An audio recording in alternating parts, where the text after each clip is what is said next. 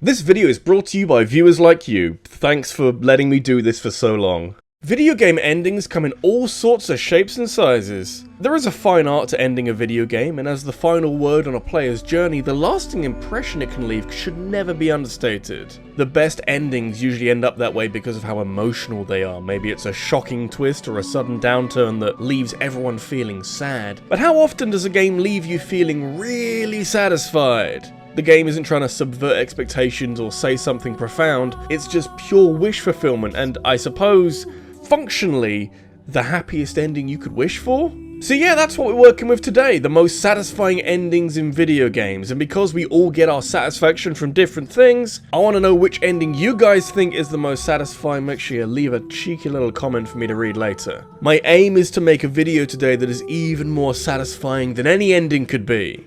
I live to serve, you know that.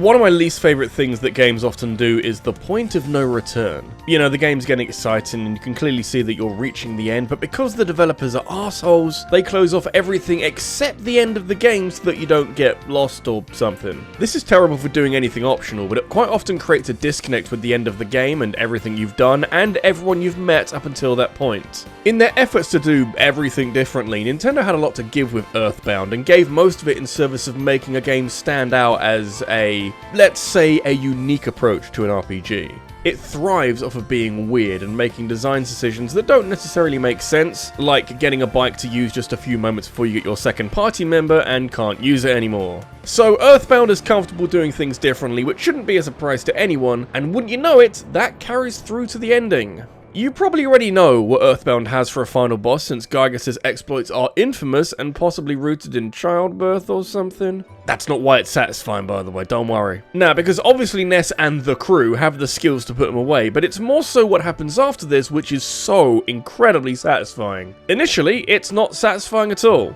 Gygas bites for dust and you're bumped back to the overworld like nothing's happened, which is about as anticlimactic as you could hope for, especially after a fight like that. However, Earthbound has a trick up its sleeve and I fucking love it. There is a way to trigger the credits, which is talking to your mum and sharing your stories with her. I like that, it's wholesome. However, you don't have to immediately go talk to her, you can talk to all the NPCs in the game and hear how thankful they are that you saved the world. It's literally a victory lap and you can take all the time you want with it. Do you know how satisfying it is to walk around a world that has been saved from evil? Do you know how rare that is among video games? I want to relish in my victory, just let me do that please.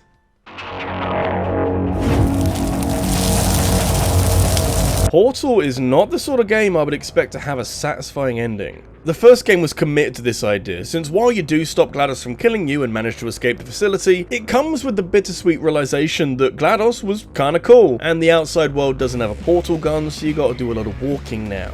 So that's no more instant travel, no fancy puzzles, no more sarcastic AI overlord. I failed to see the upside of escaping Aperture, I'm not gonna lie. You're telling me that I have to use doors now? Like a chump? Seeing the error of their ways, Valve sought reparation in Portal 2, and while it is the perfect sequel for all the new clever puzzles, it also goes so inexplicably hard with the ending.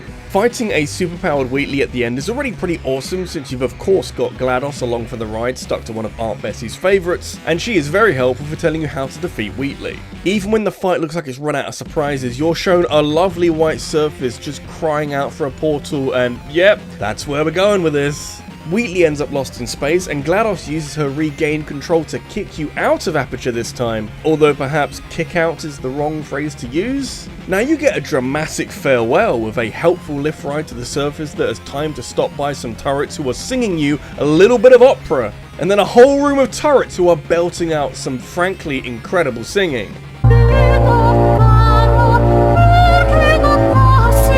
Throw in a charred but not incinerated companion cube and you basically couldn't have asked for more. Maybe that's why we never got any more. Hey, at least Portal fans have closure. Go ask Half-Life fans how they feel about that.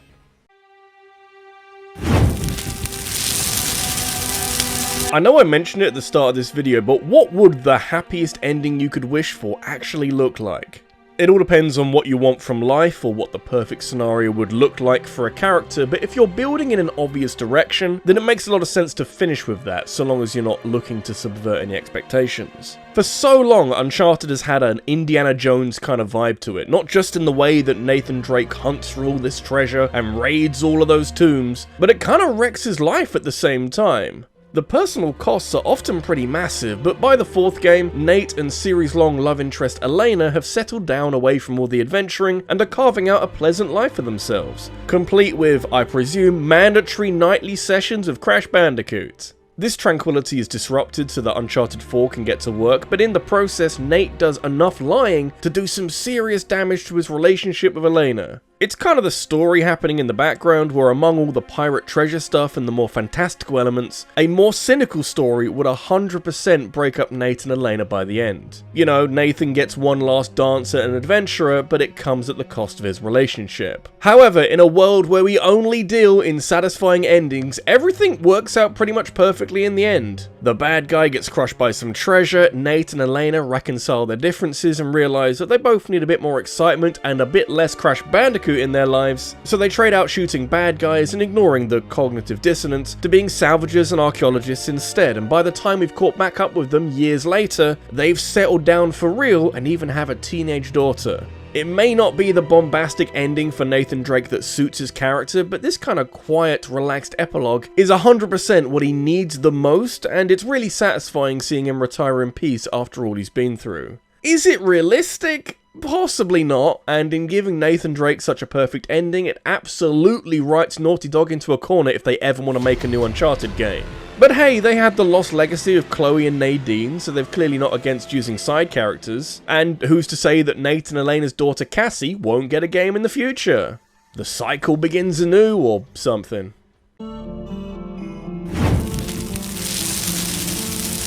So a lot of what we've talked about today has been plot related. That makes sense, since endings are plot related, but the right kind of final mission can be a wonderful addition to the end of a game. Mass Effect 2's suicide mission would be the single most perfect candidate imaginable if making it out of every crew member alive meant much for the continuity of Mass Effect 3 and that game's ending, but it doesn't, so well. So in a strong second place, we have the ending of the first Halo game, which likely doesn't need much explaining if you've ever experienced it for yourself. At the end of Halo Combat Evolved, you're in a dire situation where the ship you're on is losing power fast, and you're on the exact opposite side to where you need to be in order to not go down with it in the next 6 minutes. Oh gee, if only there was a fancy vehicle to help me get there in time. Okay, that'll do, but can we have that one really cool song from Halo playing in the background? You know, the one that goes that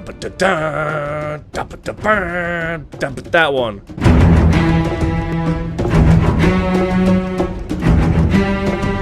The Warthog run in Halo Combat Evolved is just some next level shit. I get wanting to have a climactic ending, but there is so much happening in this 10-minute snippet of gameplay before the end that it borders on sensory overload. On the face of it, it is a lot of driving through some chaotic, often exploding environments, but what really makes this stand out is how it encapsulates the very essence of what Halo is. You're racing against time somewhat, but the main issue here is how cramped everything is. Obviously, it's not a location designed for racing around in a vehicle, and the plethora of obstacles and enemies in your way do slow you down a bit. You can make a comparison to Halo 3's Warthog run, which is a clear reference to the OG, and while that is equally amazing, it's also a lot more open and unfortunately a little less tense. Seriously, the tension you feel in Halo 1 when you have to dismount near the end and make your way on foot, on Legendary this can be a real killer. But tell me it doesn't feel satisfying. You'd be lying.